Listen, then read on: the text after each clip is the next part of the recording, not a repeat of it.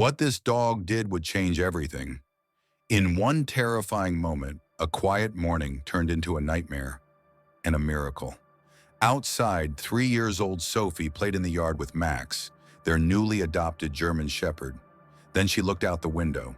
Max lunged, slammed into Sophie, and before Sarah could even scream, he had grabbed her diaper in his jaws and flung her across the lawn. For a split second, Sarah froze. Was this play? Was this a mistake? But then he threw her, and the world collapsed. Terror gripped her until she saw what was moving in the grass behind her daughter. This is a story that will leave you speechless. Sarah Bennett had never considered their life extraordinary, but it was good. The kind of good that made her grateful without even realizing it. A cozy home in a quiet Asheville neighborhood, a job she loved teaching high school art, a husband who worked from home, spending hours designing websites and chasing freelance deadlines, and Sophie, the light of their lives, 3 years, old and bursting with laughter and curiosity, as if the world was her playground. It was a life full of warmth, predictable, safe, but something was missing. Sarah didn't notice it at first. It was a soft ache, like missing a melody you couldn't quite name, a sense that their little family still had room to grow, not necessarily with another child, though that had crossed their minds. She and Kyle had talked about it one evening over tea. He had shrugged, half joking. "I don't know if we're ready for round 2 of midnight feedings." She had smiled, but the ache remained. One night, while putting Sophie's toys away, Sarah paused at the doorway and looked back at her daughter, curled up asleep, hugging a stuffed elephant. That's when the thought came. What if we adopted a dog? Kyle had blinked. A dog? With a toddler in the house?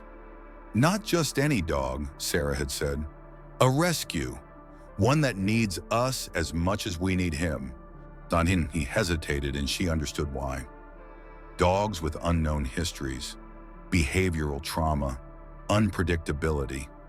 He worried, and rightly so, about the safety of their daughter. But Sarah's heart had already taken a step forward. We'd be careful, she promised. We'd do it the right way. Weeks passed, and they visited shelter after shelter. Sarah never felt the connection until they met him. He sat in the far corner of his kennel, head down, quiet while other dogs barked and jumped, desperate for attention. A German Shepherd with deep amber eyes, rough fur, and a scar running across his front leg. His name was Max. He didn't bark. He didn't even move until Sophie toddled up to the gate, giggling. That's when Max lifted his head. Just slightly. Their eyes met, and something passed between them. Something Sarah couldn't explain. Not excitement, not fear. Recognition. Like two souls equally bruised, quietly saying, I see you. Max didn't rush to the front of the kennel like the other dogs. He didn't bark, didn't wag his tail, didn't make a sound. He just sat there, still, silent and tired looking, as if he'd been waiting a long time for someone who might never come. The shelter staff approached quietly, their voices low, respectful. He's different, one of them said. He's been through a lot. We're still not sure how much he trusts people. Sarah knelt near the gate. Sophie balanced on her hip and studied him. Max didn't flinch at the toddler's giggles or curious waving. He simply stared back, his eyes calm but distant. Not cold, just careful. Where did he come from? Sarah asked. The staff exchanged a glance. He was surrendered by someone trying to train him as a guard dog, the woman explained. But they weren't kind. Harsh methods kept him chained most of the day. When he didn't respond aggressively enough, they started hitting him. He came in underweight, dehydrated, covered in welts. Kyle frowned. And now you want to place him with a baby? No, the woman replied honestly. We don't want to place him anywhere unless it's right. He doesn't lash out, but he shuts down. He's not dangerous. He's just scared. Sarah looked back at Max. He was watching her, not begging, not avoiding, just watching, like he was waiting to see what kind of person she was. Then quietly he stood, one slow, deliberate step at a time. Max padded toward the gate. Still no sound, still no tail wag. He stopped just in front of her, head slightly lowered. Then with one paw, he reached forward and pressed it gently against the bars. Sarah's breath caught in her throat. It wasn't a trick. It wasn't a show of obedience. It was a whisper of vulnerability. Please. Sophie, too young to understand the gravity of the moment, reached out and touched his paw through the bars, laughing. Max didn't react. He simply looked at her, ears relaxed, eyes softening. Not with fear, but something else. A kind of quiet devotion. He doesn't need a guard post, Sarah whispered. He needs a home. Kyle hesitated. His logical mind wrestled with every red flag. German Shepherd, history of abuse, uncertain behavior, a baby in the house. But Sarah's eyes didn't waver, and in Max's posture, Kyle saw something he didn't expect. Restraint, control, a deliberate stillness, not fear-driven, but self-taught, earned through survival. After a long silence, Kyle exhaled. We'd be insane to bring him home, he muttered, but he reached for the adoption forms anyway. That afternoon, they opened their car door, and Max climbed in. Not with excitement, but with quiet surrender. He didn't bark during the ride. He didn't shift. He simply lay down in the back seat, resting his head beside Sophie's car seat, his eyes watching the road. Not a guard dog, maybe something more. Bringing Max home wasn't like bringing home a new puppy. There were no excited tail wags, no playful zoomies, no licks or barks of joy. He didn't explore with curiosity or sniff the house like it was a new adventure. Instead, he stepped through the front door the way a soldier returns from war. Slow, cautious, watchful. Sarah had prepared everything. A plush dog bed in the corner of the living room, bowls of fresh water and grain-free food, a box full of chew toys. Max walked past them all, not dismissively, just deliberately, like he was memorizing every doorway, every shadow, every possible exit. He sniffed the couch legs, the baseboards, the corners of the kitchen. Then he settled quietly on the rug beneath the window, head resting on his paws, eyes always moving. Not alert in a threatening way, more like he was learning the rhythm of the house before deciding whether to breathe easy. Kyle kept his distance those first few hours, watching Max's body language like a hawk. We can't be too careful, he reminded Sarah, especially with Sophie. And Sarah agreed. They had promised themselves that Max would never be left alone with her, not in the beginning. Every interaction would be supervised, every touch monitored. But even under the microscope of new parent caution, Max did nothing alarming, nothing unpredictable. If anything, he seemed too quiet, too restrained. When Sophie toddled toward him, Max didn't move. When she reached out to pat his back with her tiny hand, he remained still. When she tried to climb over his side one afternoon, giggling, he didn't growl or snap. He simply turned his eyes toward her, blinked slowly, and exhaled, like he'd decided she wasn't a threat, but also not a game. Sarah began to notice the little things, how Max always positioned himself between Sophie and the front door during thunderstorms, how he paced the hallway on nights she cried, ears perked, eyes searching, how he would gently lie down beside her crib during nap time, even when no one asked him to. He didn't bark, he didn't demand attention, but he was always there, present, still, protective.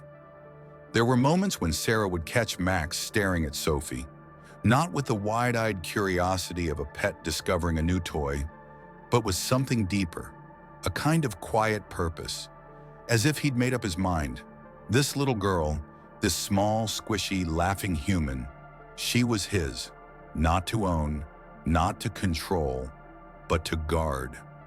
Sarah didn't say it out loud, not yet, but she was beginning to wonder, was Max really healing, or had he come to help them heal too? For all the quiet moments and calm behavior, Kyle couldn't quite relax. He watched Max the way someone watches a storm cloud that hasn't yet broken, respectfully, cautiously, always waiting for a sign. Not that Max had done anything wrong. If anything, his restraint was almost unsettling. Too quiet, too composed. Kyle's worry wasn't rooted in paranoia. It was protection. He loved his daughter more than he loved breathing, and the idea that an animal, no matter how well behaved, could turn in an instant haunted him more than he let on. "He's good," Kyle admitted one night as they folded laundry in the living room. Max was lying a few feet away, head between his paws, eyes half closed. But trauma's tricky. You don't always see the cracks until they split. Sarah nodded slowly, folding one of Sophie's shirts. "I know," she said, "but have you noticed how he follows her? Not to control her, just to be near?" Kyle didn't answer right away. There were things he had noticed, like the way Max tilted his ears every time Sophie made a noise, even from another room, or how he'd sometimes sleep in front of Sophie's door, facing outward, like a silent sentry. He'd even seen Max do something strange the day before, a small thing, but hard to forget. Sophie had fallen asleep on the living room carpet during story time. Sarah had gone to grab a blanket, but Max beat her to it, nose nudging the edge of Sophie's fallen baby quilt, dragging it gently over her tiny legs. Not trained, not asked, just instinct. Still, Kyle's voice remained wary. "I don't want to ignore the risk." "And I don't," Sarah replied softly. "But I think Max is choosing us. Every day, quietly, patiently. He doesn't want to take up space. He just wants to belong." That night, as they turned off the lights, Sarah peeked into Sophie's room. Sophie was curled in her crib, cheeks flushed, her tiny fingers still clutching the stuffed elephant. Max was lying just beside the crib, body curled toward hers, eyes half open, not guarding, just staying. Sarah watched for a moment longer, her heart caught somewhere between wonder and worry. She still wasn't ready to trust completely, but she was beginning to believe. The day started like so many others had, quiet, soft, ordinary. Sarah had just finished cleaning up the breakfast dishes. Kyle was upstairs on a client call, and Sophie was in the backyard, wobbling across the grass with Max a few steps behind her. It had become part of their rhythm. Sarah would leave the back door open while she made coffee or folded laundry, always watching from the window, glancing up every few seconds to see Sophie's tiny hands waving in the air, and Max trotting alongside her like a shadow with four legs. That morning, Sophie had found her favorite red ball. She was carrying it proudly, babbling to herself in a language only toddlers spoke, while Max kept a steady pace beside her. He wasn't playing. He never really did. But he followed, always. Sarah smiled to herself and turned to rinse out Sophie's cup. It was only a few seconds, but when she turned back toward the window, everything changed. Max was no longer walking beside Sophie. He was charging at her. Not playfully, not excited.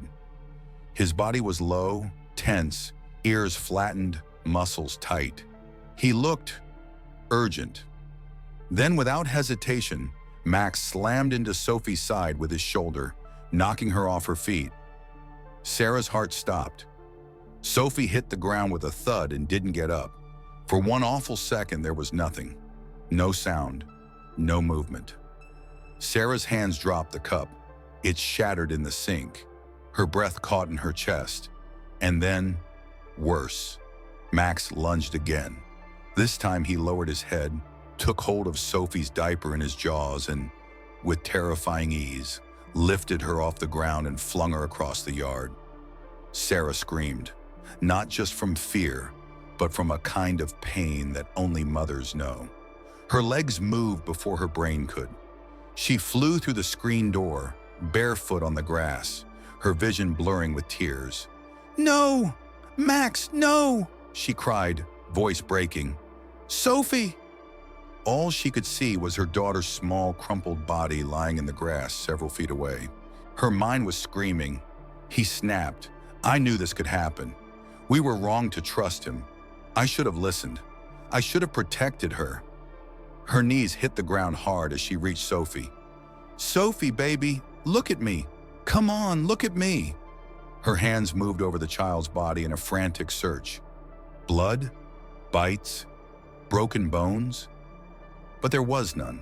Just a small scratch along Sophie's cheek, grass stains on her shirt, and a torn diaper. Then a soft whimper. Sophie stirred, eyes fluttering open, dazed, but breathing, alive. Sarah let out a sob that felt like it came from her spine. She pulled her daughter into her arms, holding her close, whispering her name over and over like a prayer. Then, something shifted in her memory. Max. She turned, expecting to see a predator, wild-eyed, teeth bared, ready to attack again.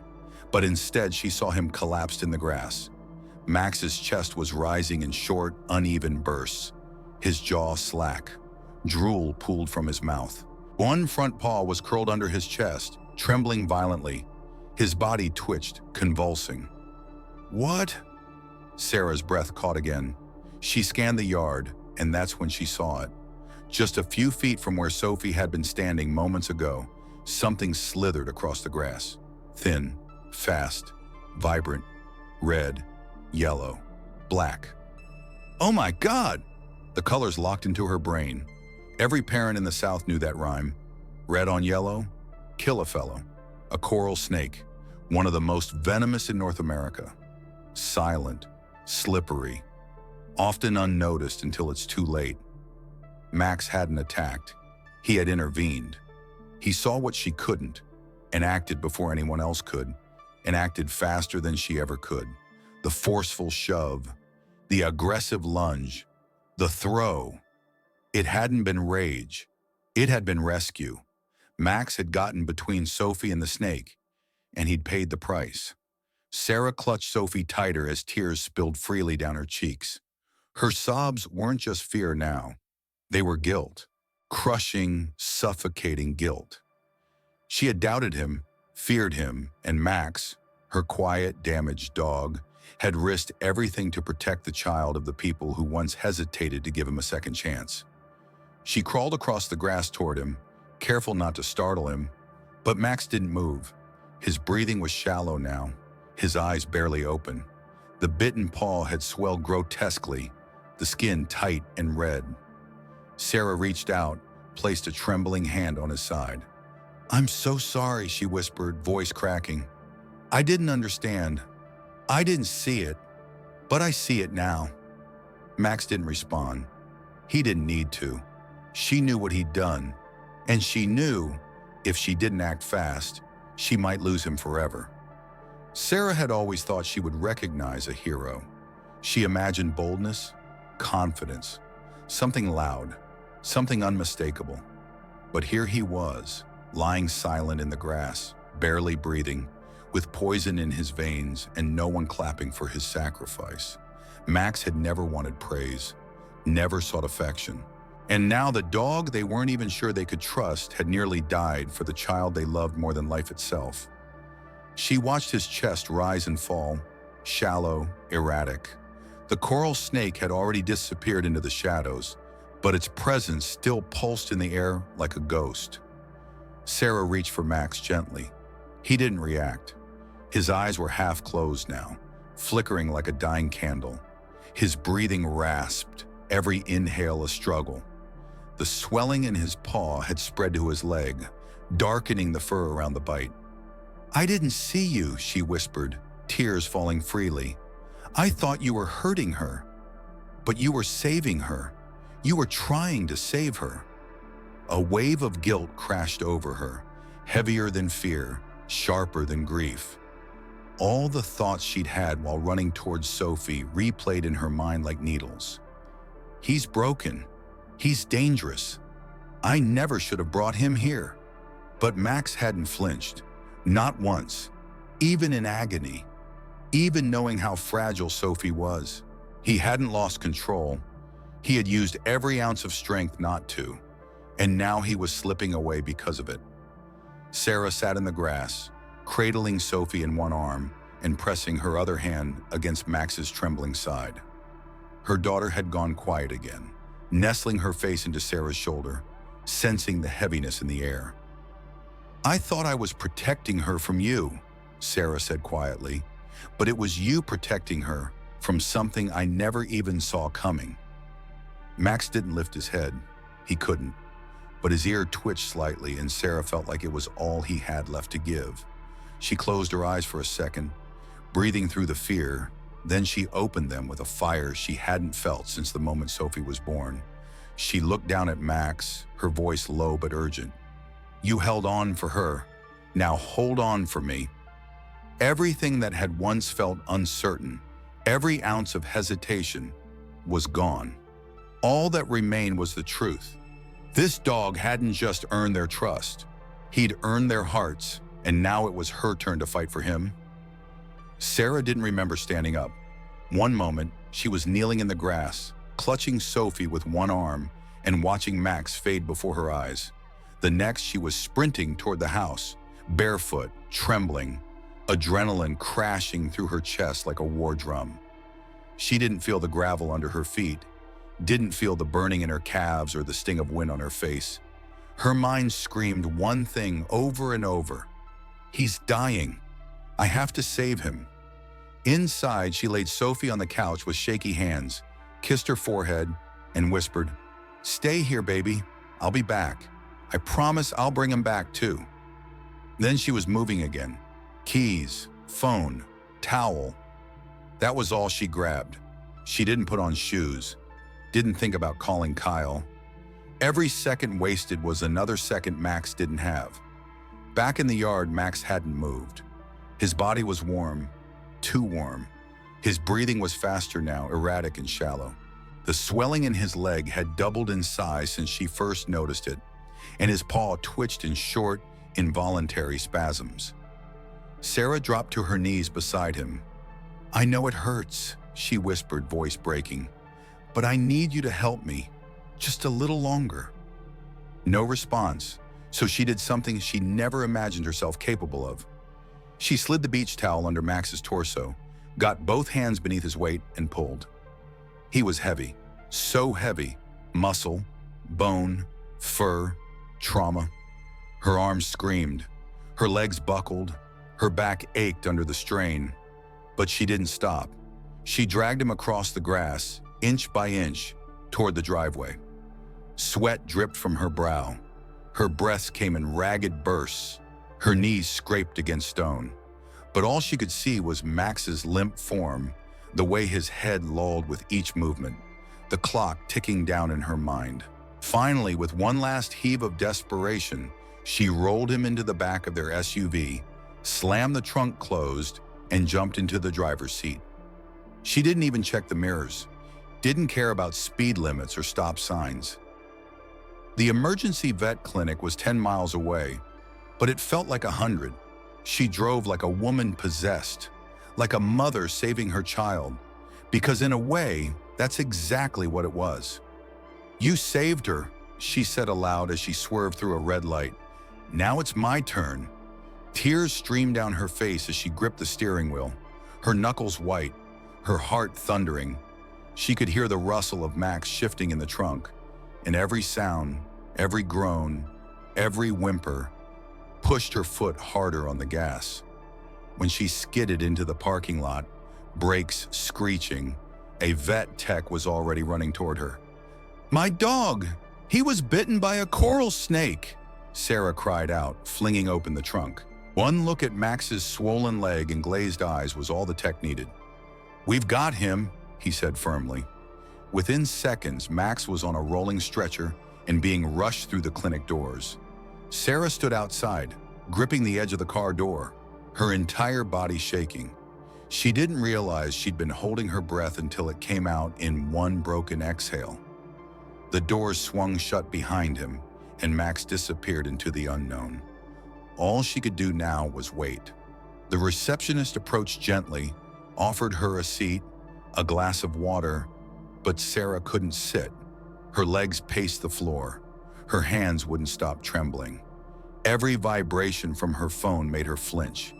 Every second stretched like an hour. And through it all, one thought looped in her mind like a heartbeat. Please, Max, stay. He had given everything without hesitation. Now it was her turn to give everything she had. The clinic doors had long since closed behind Max, but Sarah remained frozen outside, her hands still gripping the edge of the car door, like it might anchor her to reality. Inside, the lights were bright, the voices calm. Everything around her seemed still, controlled, so unlike the storm raging in her chest. Eventually, a nurse approached and guided her inside. The receptionist offered a chair, even a cup of water. Sarah sat, but barely. Her back was rigid, her fingers clenched in her lap. Her eyes locked on the hallway Max had disappeared down. Time meant nothing.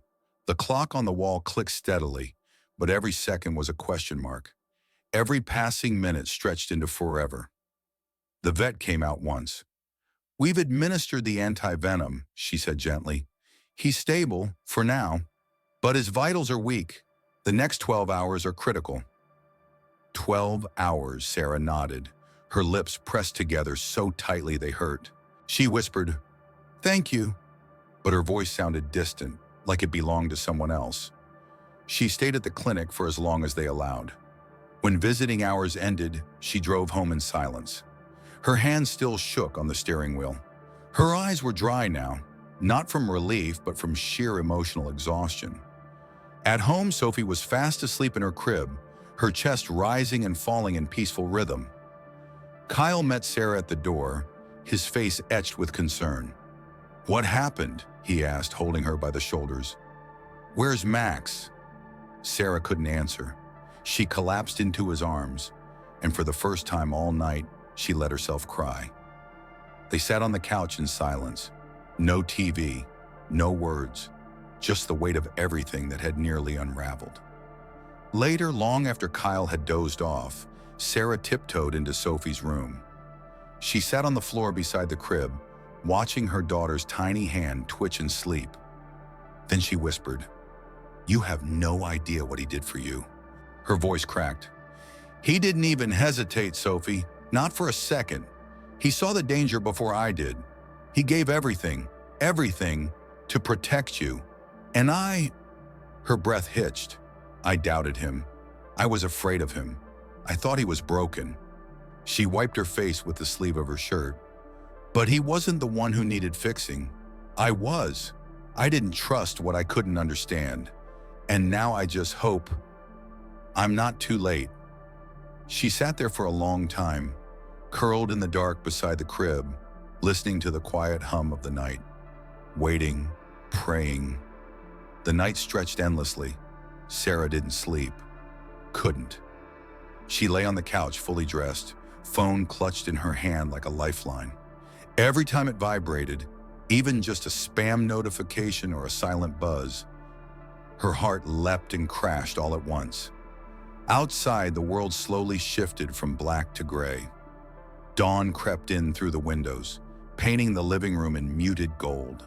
The sky didn't know that something precious was hanging in the balance.